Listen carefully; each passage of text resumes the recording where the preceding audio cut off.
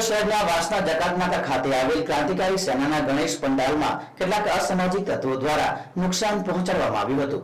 વાસના જકાતનાકા પાસે આવેલ ક્રાંતિકારી સેનાના ગણેશ પંડાલમાં કેટલાક અસામાજિક તત્વો દ્વારા લાઇટ સ્પીકરના વાયરો કાપવામાં આવ્યા છે, સાથે અખંડ જ્યોતને પણ પાડી દેવામાં આવી છે। શ્રીજીની પ્રતિમાને સ્થાન પરથી ખસેડવામાં આવી છે। આ ઘટનાને લઈને પંડાલના સંચાલકોમાં રોષ છે। ગત મધ્યરાત્રિના આ ઘટના સામે આવી હતી, જેના સીસીટીવી ફૂટેજ પણ સામે આવ્યા છે। બે જેટલા ઈસમો આવે છે, પંડાલમાં જાય છે અને ઘટનાને અંજામ આપે છે, તો ફરી એક વખત ધર્મની લાગણી દુભાય તેવા દ્રશ્યો સામે આવ્યા છે।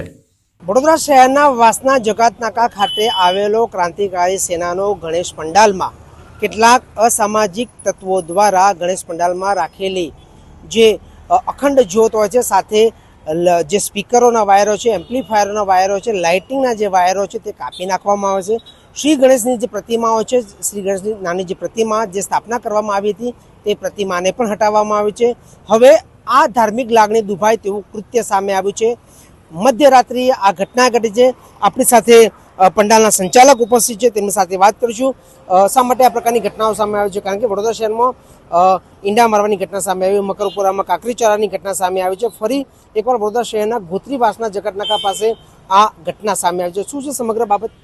આ બાબતમાં એવું જણાવવાનું થાય કે રાત્રે 3 વાગે બે ઈસમો આવે છે પંડાલની અંદર, અમે સીસીટીવીમાં ચેક કરેલ છે। બે અસામાજિક તત્વો આવે છે, અંદર જઈને એ લોકો અમારી મૂર્તિને હટાવે છે, પછી અખંડ જ્યોત દીવાને હોલવી દે છે, એને છૂટો પાડી દે છે, અને સ્થાપના વિધિમાં આપણે કળશ અને શ્રીફળ મૂકીએ છીએ એને પણ પાડી દેવામાં આવે છે। એટલે ક્યાંક ને ક્યાંક જોતા એવું લાગે છે કે આ લોકો પ્લાનિંગ સાથે આ કૃત્ય કરી રહ્યા છે। આજે વડોદરા શહેરમાં શ્રીજીની પ્રતિમાઓ સુરક્ષિત નથી, ભગવાન જેવા ભગવાન સુરક્ષિત નથી, તો આમ જનતા તો ક્યાંથી સુરક્ષિત રહેતે એ મોટો પ્રશ્ન છે અમારી માટે। આપને શું લાગે છે, ચોરી થઈ છે કે પછી ઈરાદાપૂર્વક આ લોકો આવ્યા હતા? ચોરી તો ના કહી શકાય, કારણ કે અમારા પંડાલનો આજથી ને પહેલેથી નિયમ છે કે અમે પૈસા રાત્રે મૂકીને જ જઈએ છીએ કે જો કોઈ પણ પંડાલમાં આવે, કારણ કે પાછળ ના કહેવા માટે અમે કહીએ છીએ કે પાછળ દેશી દારૂની ભઠ્ઠી ચાલે છે, ત્યાંથી પણ લોકો આવતા જતા હોય છે। કદાચ એમની માનસિક વૃત્તિ બદલાય અને પૈસા ચોરી કરવા આવે તો લઈ જાય કે અમારા પંડાલને નુકસાન ના પહોંચાડે, પણ આ વખતે પૈસાની ચોરી નથી થઈ। આમ કાયદેસર જોવા જઈએ આપણે તો એ લોકો આ ધાર્મિક લાગણી દુભાવવાનો ક્યાંક ને ક્યાંક પ્રયત્ન કરી રહ્યા છે અમારો। શું પંડાલમાં ખાસ કરીને નુકસાન થવા પામ્યું છે? ખાસ કરીને જોવા જઈએ તો સ્થાપના મૂર્તિ થોડી હટાવી દેવામાં આવી છે, પછી અખંડ જ્યોતનો દીવો પાડી દેવામાં આવે છે, અને આ શ્રીફળ અને નારિયેળ બંને એ છૂટા કરી દેવામાં આવે છે, અને સ્પીકર છે, એમ્પ્લીફાયર છે, એમના વાયરો કટ કરીને એમને બાંધી દેવામાં આવ્યા છે। આપનું શું માનવું છે? રાત્રિના સમયે આ ઘટના સામે આવતી છે, પોલીસ પેટ્રોલિંગ પર સવાલો ઉદ્ભવી રહ્યા છે, આપનું શું માનવું છે?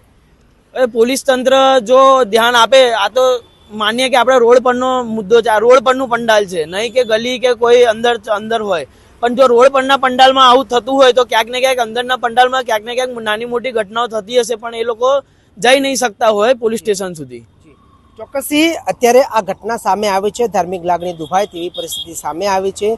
પોલીસ પ્રશાસનની રાત્રિના સમયની જે પેટ્રોલિંગની ડ્યુટી હોય છે તે પેટ્રોલિંગની ડ્યુટી પર સવાલો ઉદ્ભવી રહ્યા છે, કારણ કે આ મુખ્ય માર્ગ ઉપર આ પ્રકારની ઘટના સામે આવી છે। અંદાજિત 2 જેટલા લોકો મધ્યરાત્રે આવી છે, પંડાલમાં ઘૂસે છે, જે અખંડ જ્યોત હોય છે તેને પાડી દેવામાં આવે છે, સાથે એમ્પ્લીફાયર સ્પીકરના વાયરો કાપી નાખવામાં આવે છે, સાથે જે નાની પ્રતિમા શ્રી ગણેશની બિરાજમાન કરવામાં આવી છે, જે વિસર્જન અર્થે બિરાજમાન કરવામાં આવતી હોય છે, તે મૂર્તિને ક્યાંક ને ક્યાંક ખસેડવાનો પ્રયાસ થયો છે।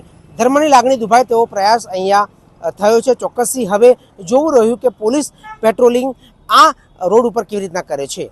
તેજસ ભટ્ટ સાથે ચિરાગ પટેલ, હેડલાઇન ન્યૂઝ, વડોદરા।